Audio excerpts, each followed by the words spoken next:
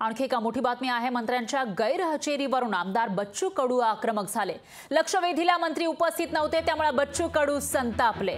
मंत्र्याला ताफा असतो तरी वेळेत का येत नाहीत? ही काय ग्रामपंचायत आहे का, असा सवाल बच्चू कडूंनी केला।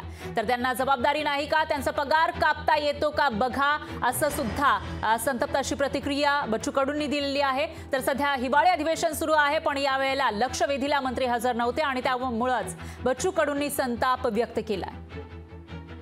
एवढा मोठा त्याचा सगळा वाजागाजा असतं, सगळं यंत्रणा तुमच्याकडे असतं आणि आमच्याकडे यंत्रणा असताना आम्ही हजर राहतोय आणि तुमच्याकडे बंगला आहे, सगळं आहे, गाडी आहे, घोडा आहे, कर्मचारी आहे, अधिकारी आहे, कुठे गेले ते?